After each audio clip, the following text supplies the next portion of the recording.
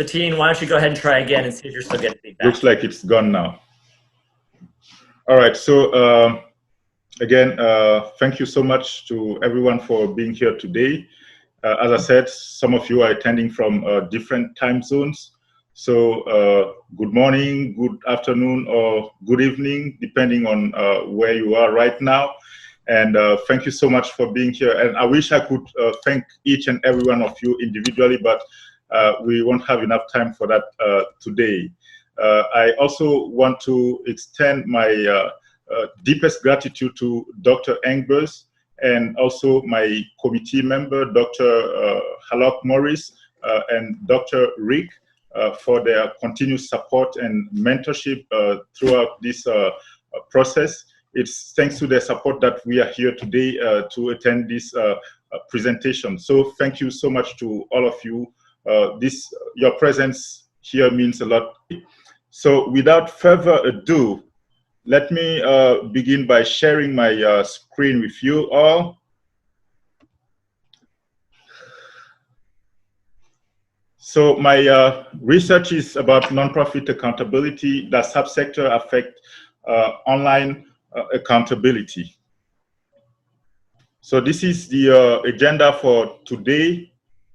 I am first of all going to give an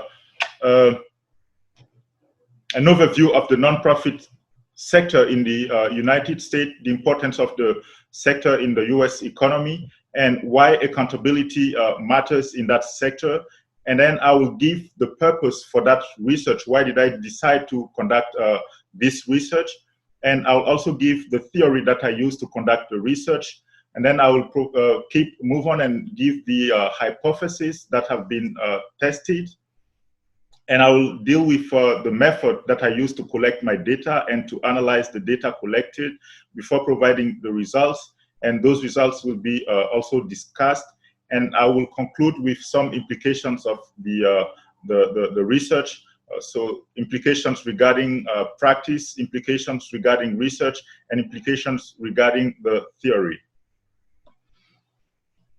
So, as most of you know, the nonprofit sector plays an essential role in the US economy. It's known to be the third largest provider of employment in the country. And in 2018, it was estimated that 12.3 million people were employed by nonprofit organizations across the United States. And the sector relies heavily on donations, charitable contributions to operate. Individual donors, nonprofit organizations receive donations from individuals, from corporates, from foundations, and they also receive funds like in form of grants from governments at the state or federal level. And it was also estimated in 2018 that the organization, nonprofit organizations received in donation $423.71 billion. So this indicates how people are ready, to contribute to help nonprofit organizations provide the services they are providing to their clients. And the unfortunate fact is that these donations have not always been very well managed by some nonprofit leaders and some nonprofit organizations. We have, for example, the case of the executive director of United Way, that at a given point was using the funds of his organization to do his own businesses. We also have the example of the American Red Cross that was found not to manage very well the funds it received after the 9/11 attack in New York City. And it's because of those mismanagement by some nonprofit leaders, by some nonprofit organizations, that some individuals, some donors, and some watchdog institutions such as GuideStar, Charitable Navigator, and some regulatory institutions are more and more expecting from nonprofit organizations to display a higher level of accountability, to disclose information online regarding their finances and their performance and so on and so forth.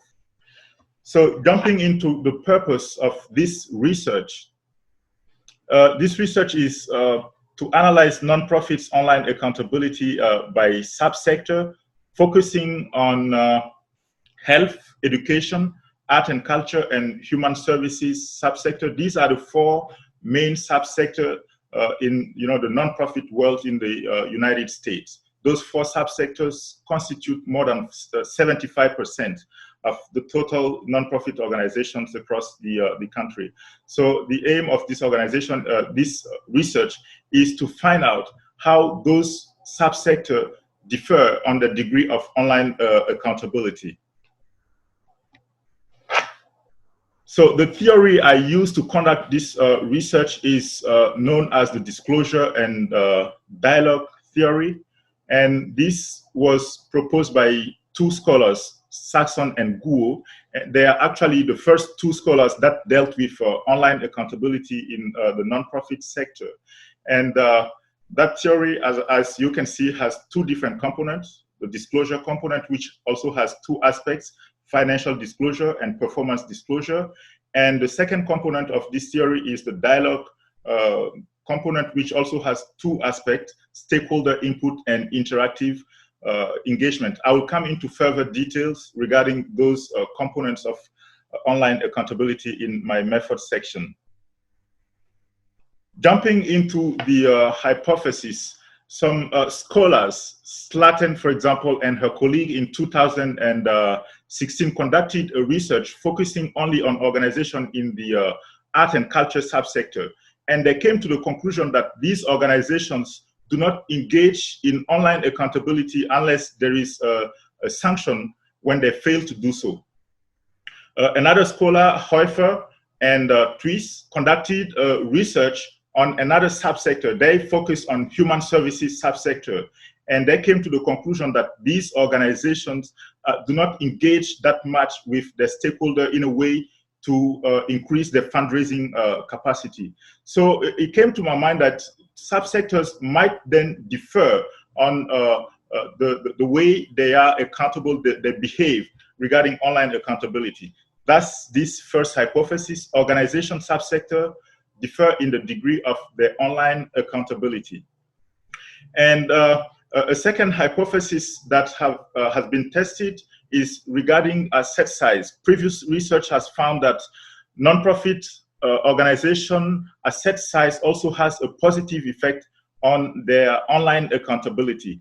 Hence, this hypothesis has, as total asset size increases, the level of online accountability increases. Other scholars also dealt with revenue, the effect of an organization revenue on its online accountability, and they came to the conclusion that revenue also has a positive effect on online accountability.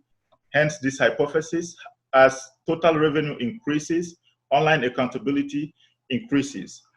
Other scholars have also dealt with the effect of personnel size on accountability in the nonprofit sector, and they found that as personnel size increases, online accountability increases, hence this 4th hypothesis. So these are the 4 different hypotheses that have been tested in this research. Now, how did I collect my data? How did I gather the data, and how did I analyze them? So I first downloaded it, the National Center for Charitable Statistics core file, 2015, and this core file comes with a list of millions of nonprofit organizations across the United States, with all the information you might need regarding those organizations. And then I proceeded and selected strategically organization only in the state of Indiana, because my study is focusing on those 2 counties in southern Indiana, Vanderbilt and Warwick counties. Then I randomly selected organization based on the NTEE code, the National Taxonomy of Exempt Entity, and organization under the A category, letter A, organization in the art and culture subsector. B, under the category B, we have education subsector.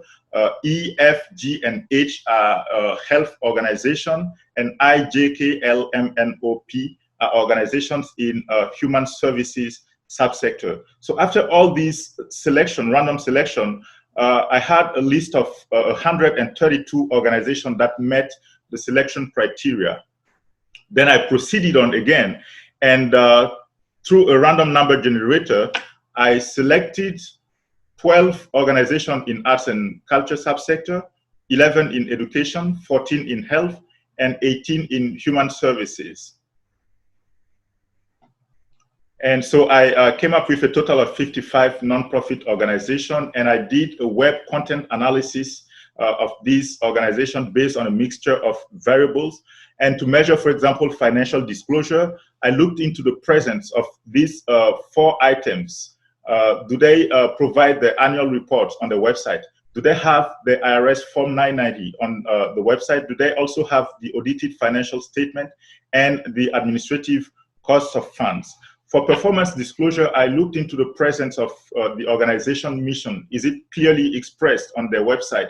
Do they also describe their purpose? What are they trying to achieve? What are the services they provide to their constituencies? And I also looked into the presence of the outcomes. Do they communicate about the impact they're making in their programs? And for stakeholder input, I looked into the presence of a contact person, the presence of a stakeholder survey, the presence of message forum, and also a presence of a list of staff members. And for interactive engagement, I also looked into the presence of 4 different items. Do they have a link to their Facebook page? Do they have a blog? Do they have newsletters? Do they also give the opportunity to their stakeholders to make donations online? And information regarding the asset size and revenue and personnel size were also found on that NCC core file.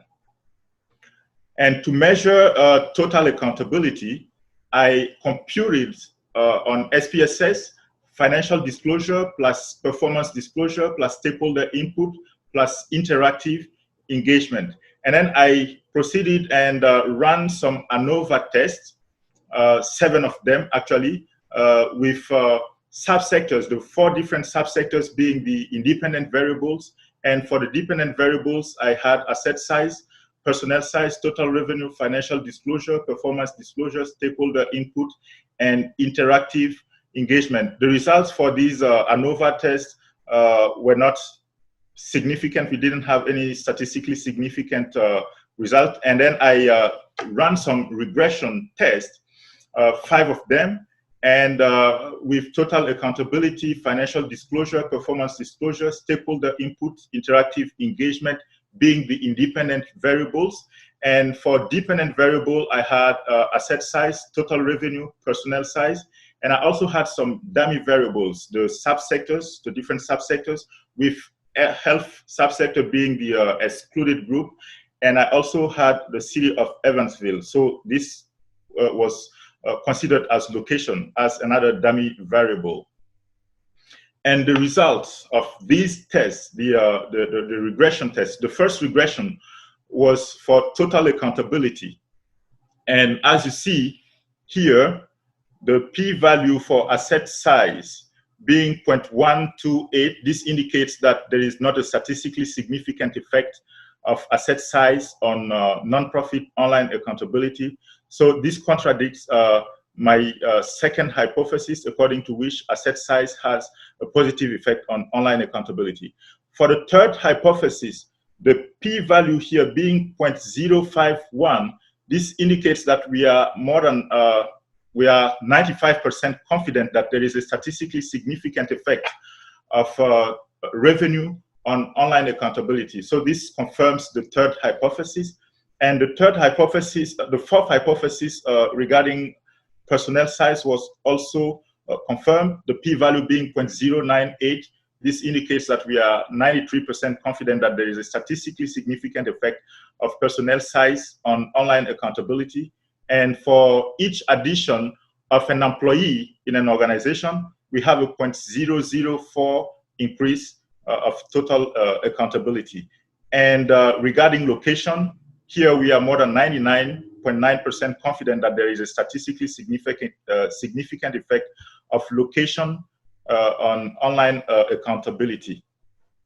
The second regression was for financial disclosure, and here the model explained 28% of the variation for financial disclosure.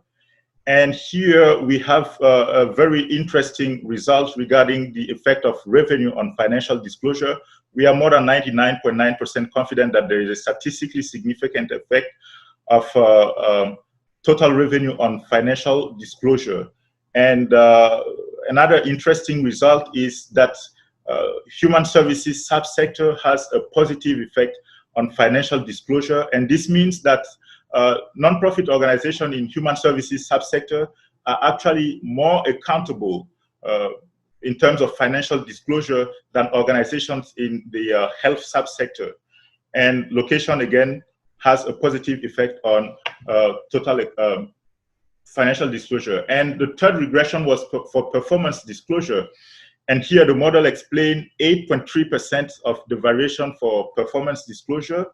And the interesting result we got here is that art and culture subsector has a positive effect on performance disclosure. And this means that these organizations are more prone to disclose their performance online as compared to nonprofits in the health subsector. And again, location plays a positive effect on performance disclosure.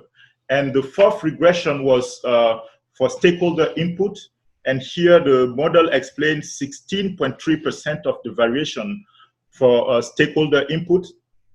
And the interesting result we got here is that personnel size plays a positive effect on stakeholder input. And here we are 93% confident that there is a statistically significant effect of personnel size on stakeholder input. And location, again, plays a positive effect on stakeholder input. And the last regression that was run was for interactive engagement. And here we have many different interesting results. For asset size, we see that there is a statistically significant effect of asset size on interactive engagement. We also have personnel size that has a statistically significant effect on interactive engagement. So, and we are 98% confident that personnel size has a positive effect on interactive engagement. And here also, art and culture subsector has a positive effect on interactive engagement. And this means that this subsector interacts more with the stakeholders as compared to nonprofit in the health subsector. And again, location, Evansville, plays a positive role on interactive engagement as compared to nonprofit organizations that are not in Evansville. So jumping into my discussion section, so based on the different regressions that were run, we came to the conclusion that nonprofit subsector differ depending on the type of accountability being measured. As you've seen, some nonprofit organizations are more prone to engage in interactive engagement than others. Some are more prone to disclose their financial information online than others. So this is the most interesting, I would say, the most interesting finding of this research, because it was the main research question. And we also came to the conclusion that asset size has a negative effect on total accountability. And this contradicts previous research. This is probably due to the fact that in my sample, I actually did not look into, I didn't look into organization asset size. They were randomly selected, as I said. So maybe if I had considered, you know, organization based on the asset size, I might have come up with a different result. So in the sample I have, we have some organizations that have millions of assets, and others, some of the organization reports zero asset. So this might have played a role in giving us this result that contradicts previous research. And the third finding was that total revenue has a positive effect on total accountability. And this means that organizations with you know, higher revenue are more prone to engage in online accountability. They are more prone to disclose information online. I believe this is a way for them to build that confidence with their donors, with stakeholders, as a way to increase their fundraising capacities. And the fourth hypothesis was also confirmed. Personnel size has a positive effect on total accountability. So nonprofit organizations with larger employees, with a larger number of employees, are more prone to engage in online accountability. You know that when you are in an organization with a large number of employees, you have the possibility to have different departments. You may have, for example, a human resource department. You may have, let's say, a communication department, and that communication department might be able to communicate, to keep in touch with stakeholders and provide information as people might need those information. And one interesting finding in that study was also that location has a very positive effect on online accountability. And in this sample, I should say that most of the organizations were actually located in Evansville. 78% were located in Evansville. This might have also contributed in leading us to getting this result, because most of these organizations are considered to have to be of the similar size. They're medium-sized nonprofit organization with similar revenue and so on and so forth. Probably this is why we came up with this finding and this conclusion. Some other interesting finding in this research were that there is a positive effect of arts and culture subsector on total accountability, performance disclosure, and interactive engagement. What this means is that nonprofit organizations in arts and culture subsector are more prone to engage in total accountability, in performance disclosure, and interactive engagement. In a nutshell, if you want, arts and culture subsector are more accountable than nonprofit organizations in the health subsector. Remember that in my dummy variables, health subsector was the excluded group. Another interesting finding was that there is a positive effect of total revenue on financial disclosure, meaning that organizations with higher revenue are the ones that are more prone to engage in financial disclosure. They are the ones who communicate more about their finances online. And as I previously said, this is a way for these organizations to build that trust, to build that relationship, that confidence with their donors and the general public as a way to increase their fundraising capacities. Another interesting finding was that there is a positive effect of human services subsector on financial disclosure. What this means is that nonprofit organizations in human services subsector disclose more about their finances online than organizations in the health subsector. And there is an explanation to that also. Nonprofit organizations in human services actually are the ones that heavily relies, they rely on donations, from individuals. They rely on grants from governments. So they do a lot of fundraising to operate.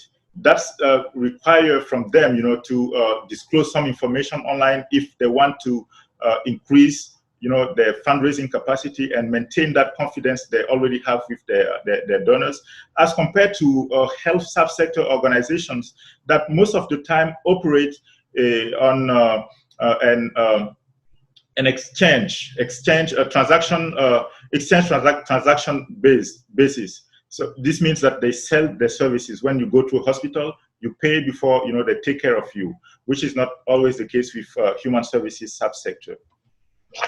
There is also a positive effect of personnel size on stakeholder input and interactive engagement. So these are the two components of the dialogue aspect of online accountability: stakeholder input and interactive engagement. And as I previously mentioned, nonprofit organizations with a larger number of people have the possibility to have several departments in the organization and communicate more with their stakeholders.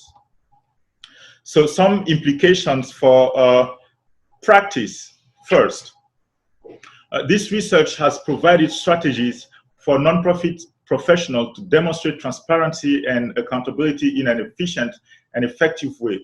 Thanks to the internet nowadays, organizations have the possibility to reach out to millions of people around the world, and this is also an opportunity for them to build trust, to maintain, to build relationships, and increase their fundraising capacities. So organizations, when they effectively use those online tools, they increase not only their fundraising capacities, but they also build that trust and that relationship with the stakeholders and with the general public.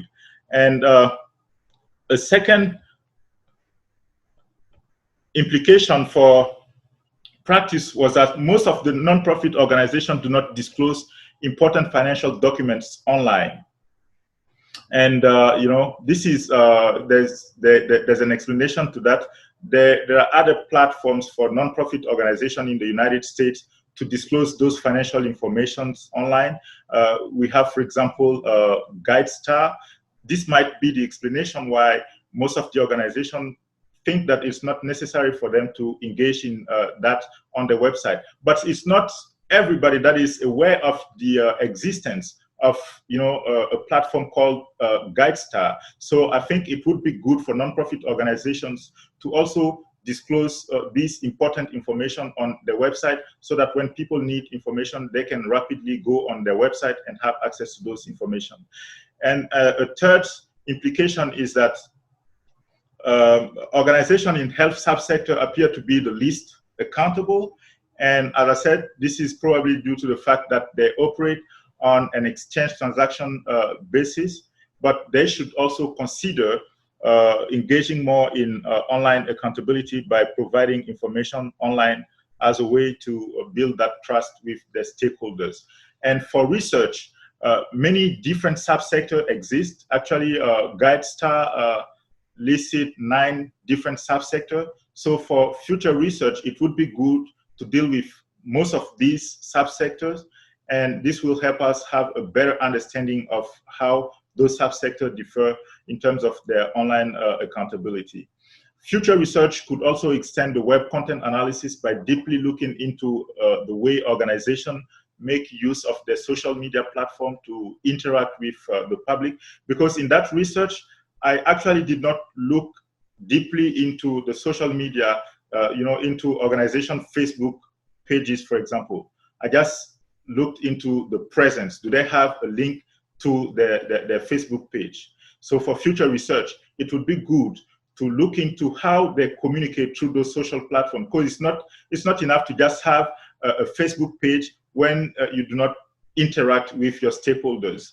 And for theory, finally, improvement is needed on the dialogue component of online accountability, because this is where most of the nonprofit struggle. They do not interact a lot with their stakeholders. So maybe if organization could have a way to interact, to organize monthly meetings, for example, every month, meeting with stakeholders in a way for them to participate in some sort of decision making, that would make them feel valued and feel considered and feel like they are also contributing in the way organizations are being run, and this build that relationship that is highly needed in the nonprofit world. So thank you so much for your attention. This is all for today, and if you have any questions, they are more than welcome. Thank you very much, Fatin. I'm going to encourage Dr. Rick and Dr. Halleck Morris to go ahead and open their, unmute themselves and give them first dibs on questions.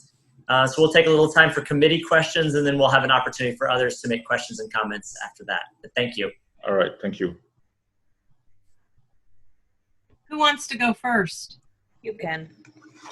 Okay, one of the first things that I asked myself when I was listening, or when I was reading your thesis, was I'd really like to know where you got the idea to do this research. Like, why did you pick this research topic?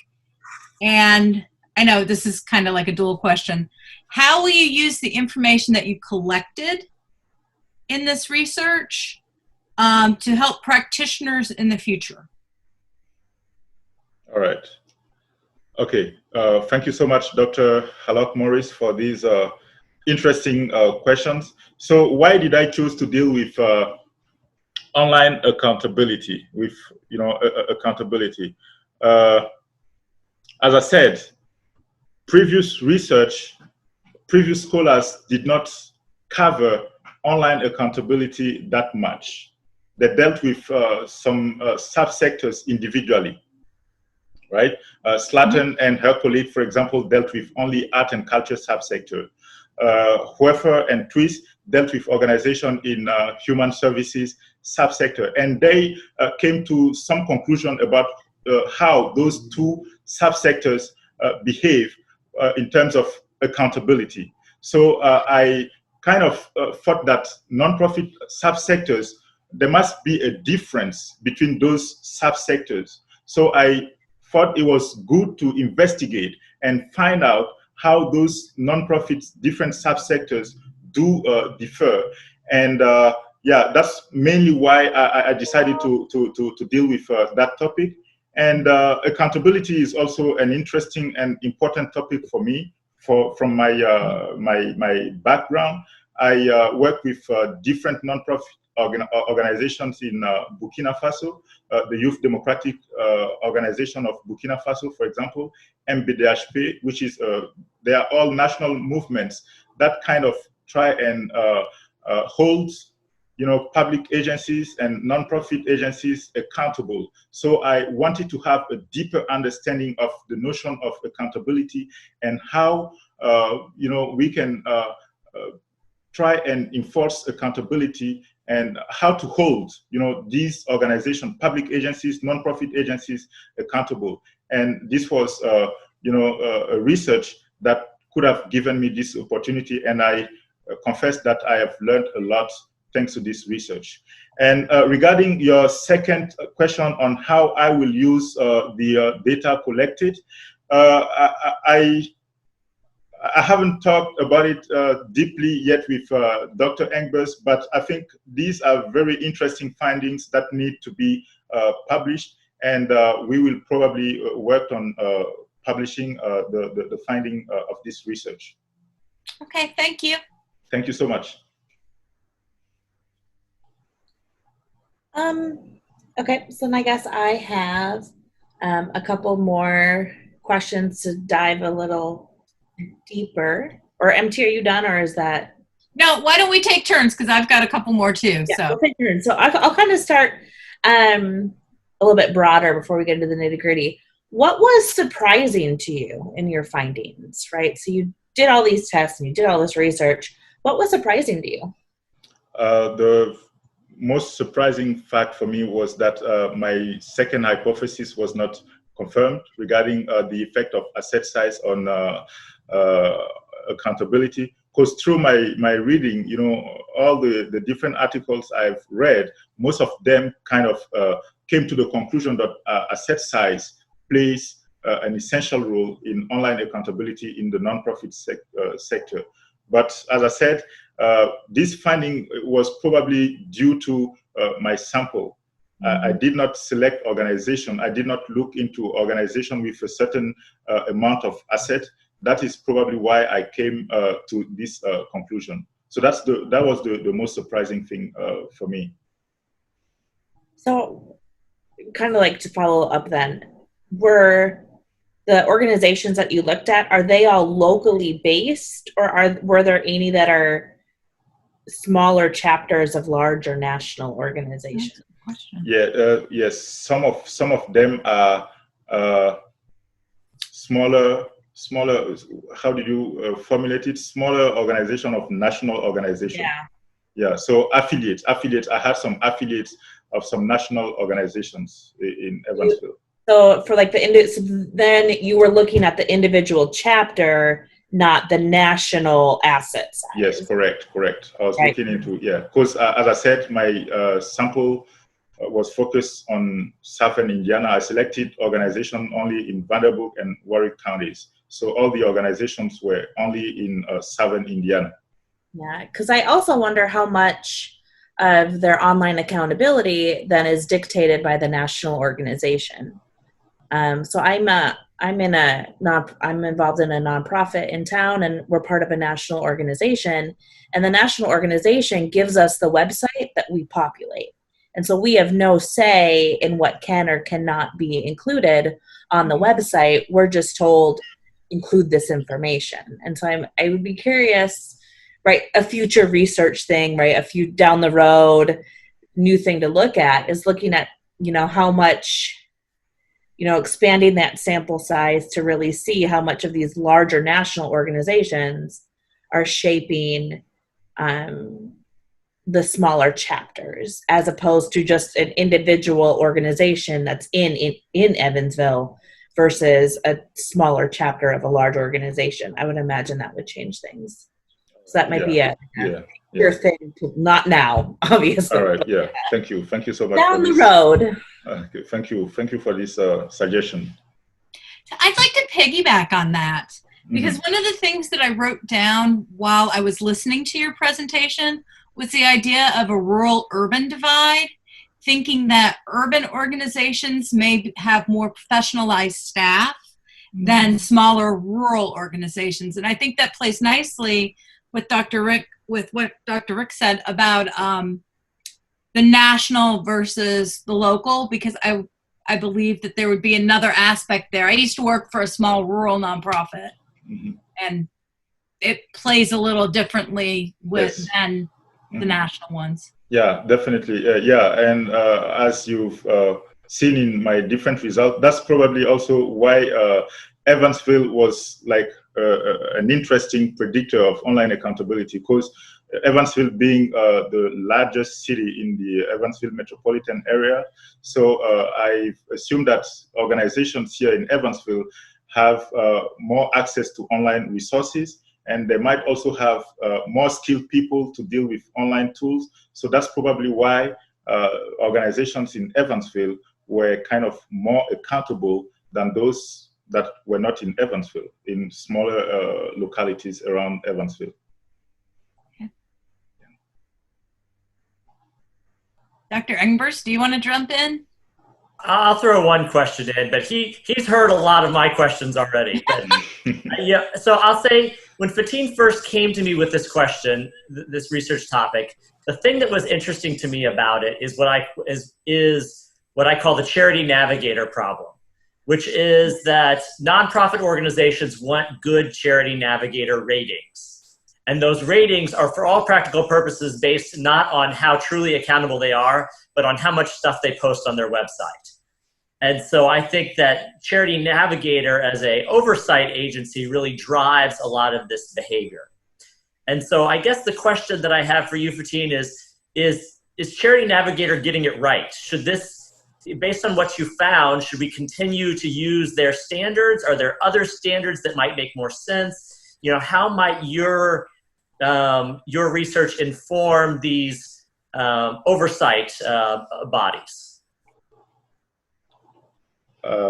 If I get you, well, do you mean should nonprofit organization continue to disclose information online as requested, as required by Charity Navigator? Yes, or even more so, is that the best standard? Are there other standards that might be better? Or do you feel like that the goal should be to get them to do this, and that if they're doing that, then they will truly be accountable?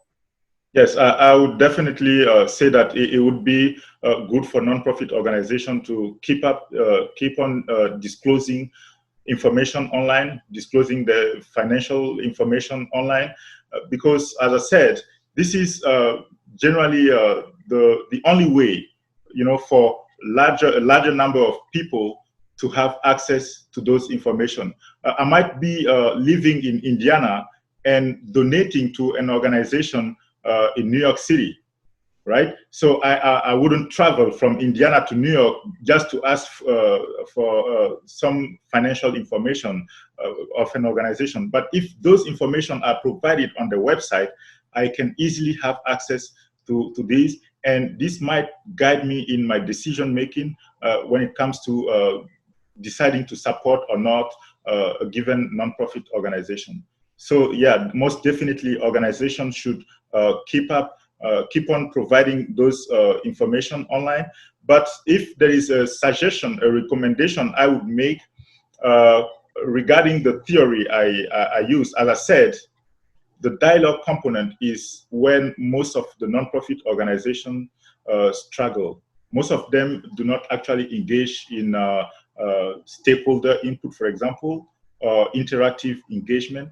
So maybe there should be a necessity to revise that aspect of accountability. And as I suggested, organizing, for example, it could be a monthly meeting, inviting stakeholders to participate in a monthly meeting in a way to listen to them and take into consideration the suggestion that might more contribute, it might contribute more to meeting the theory regarding online accountability in the nonprofit sector. Thank you. You're welcome.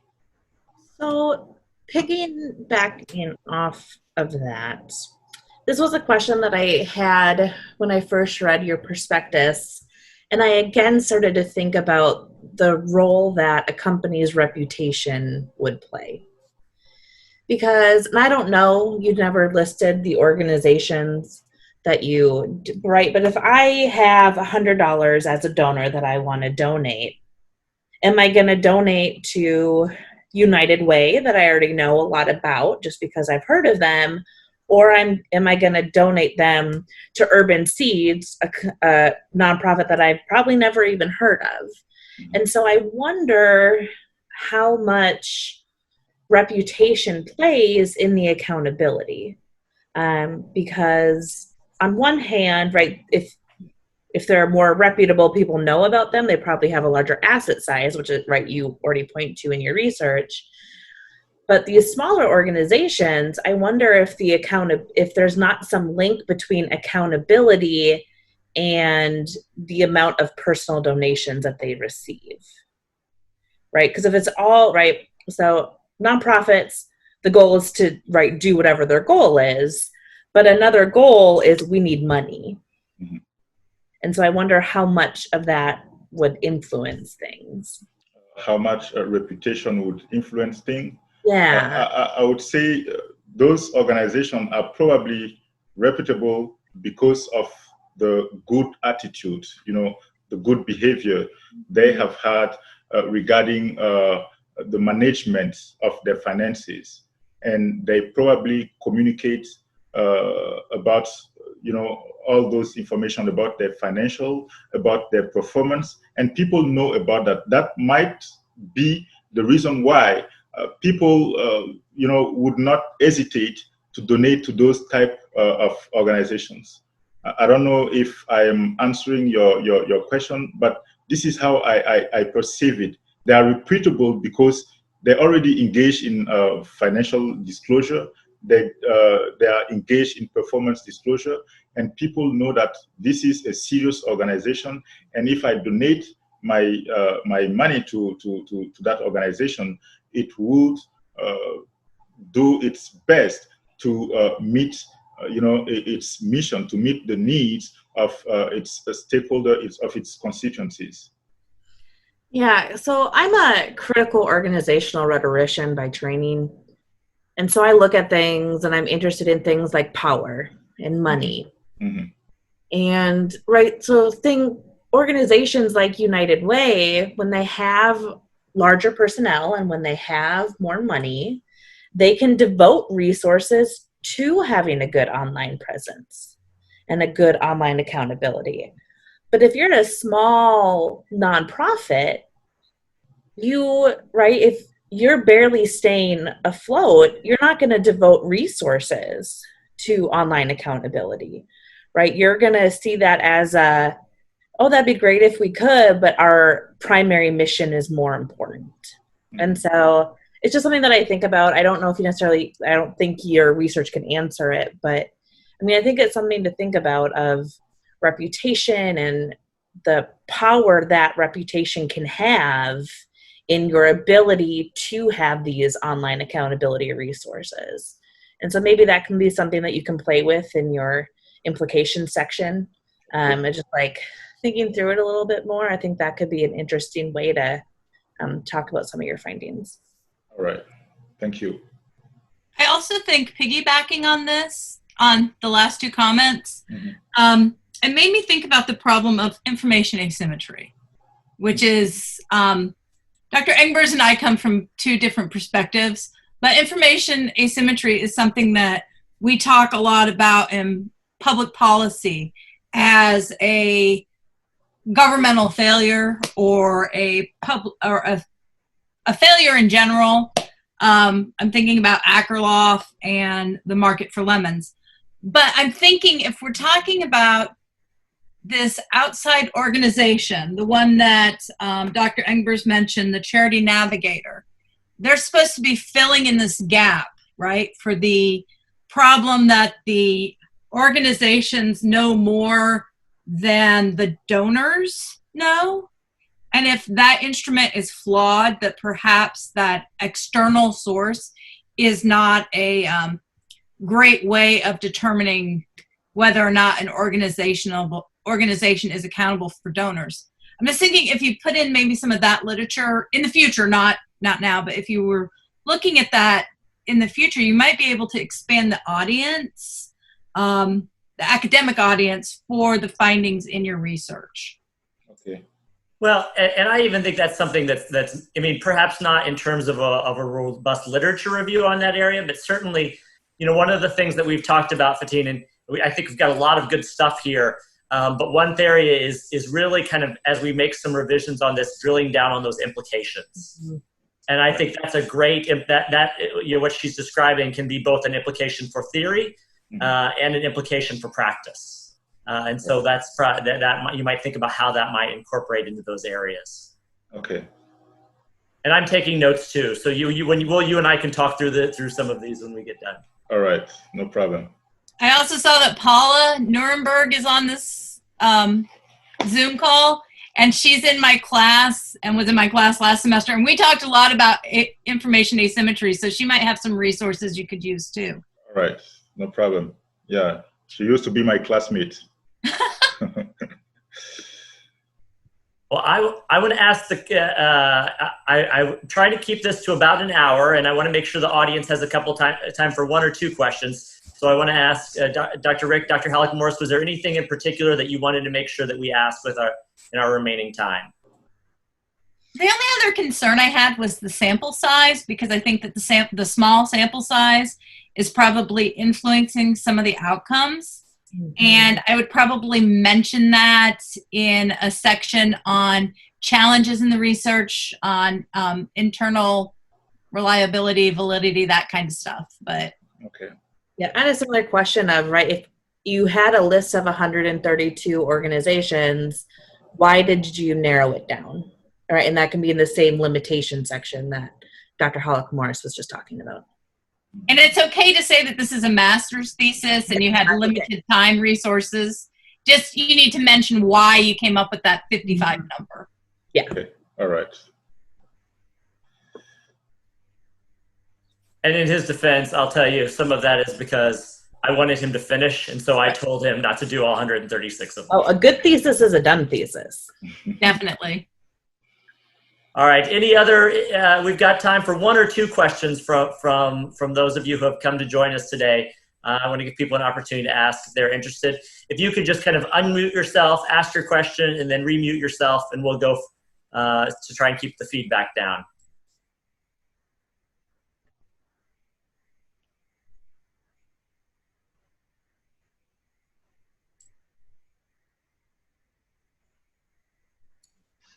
Not so much of a question, but just to say this was a great presentation. A lot of insight to take, and probably I'll follow up for more information, Fatin. Thank you. Thank you, Joel Chiti.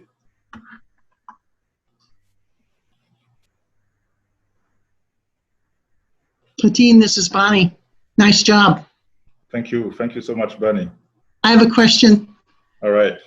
how do you think this research and what you've been doing at the university is going to inform your work in Burkina Faso when you return?